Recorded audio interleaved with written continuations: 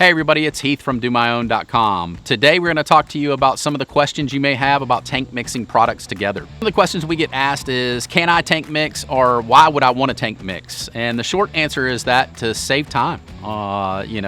You don't need to go and do 3 different applications if you can mix all 3 products in one and do it in one single application. So when tank mixing several different products together, it is crucial that you read the label and make sure that there's nothing that's going to interfere with your turf type. Also make sure that what you're trying to target is labeled for those products. So if you're going after brown patch fungus, make sure that your fungicide is labeled for brown patch fungus. If you're going after a specific type of weed, make sure that your weed control is labeled for that type of weed and your turf type. The label is going to tell you whether or not you can apply these to these products and apply these products together. You may need to do a jar test, taking equal parts of each product with water and shaking those together and seeing if you get separation. If you get separation, then you cannot mix those products together. If it all stays together then in one color, then yes, you can use those products together.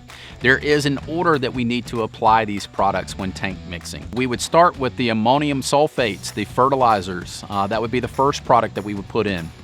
Making sure that we filled our tank halfway full prior to putting in the fertilizer. We would next go to our water dispersible products, our dry flowables, our water soluble packs, anything that is probably most likely a pre-emergent. We would apply those products next, making sure that we're agitating our tank all the way through. Next would be our suspended concentrates, our micro end caps. These would be mostly our insecticides that we would be applying next. After that, we would move to our liquid solubles. This would be where you would apply your weed control. Any dye that you're putting in, you would put those in as well. And then second to last would be your emulsifiable concentrate. This is some pre-emergents. Something like pendimethalin would be in this category. And last but not least is our surfactants, our non-ionic surfactants, our crop oils, our methylated seed oils. Anything like that would be added last, and making sure that we're agitating all the way through the mixture. And then after we've mixed it all up, we want to continue with that agitation while we're spraying. So some of the frequent mixes that we recommend for customers is, a fungicide and an insecticide application. That is very common. Probably the most common is a pre-emergent and a post-emergent, because you want to kill out the weeds that are currently there, as well as preventing weeds from coming in. So one thing to keep in mind is your herbicides. Herbicides are going to be more restrictive than other products just because they are trying to kill out broadleaf weeds or grassy weeds inside of grass. So you read those labels very carefully. Make sure that you're not mixing that with something that you can't use on your turf.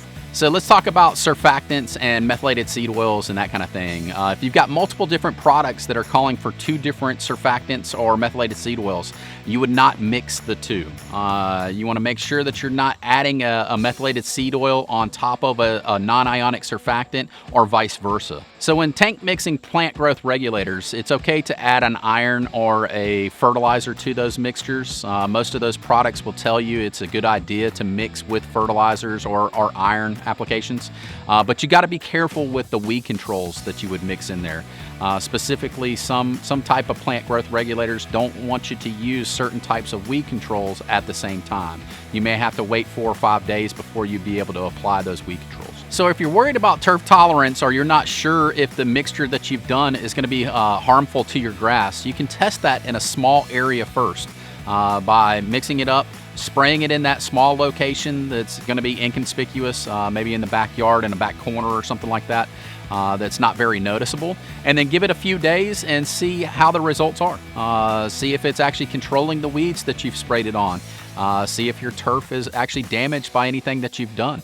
And if not, then yes, you can use those products together. So thanks for watching this video. Hopefully this was helpful to you. And if you like this video, please click the like button and subscribe to our other videos.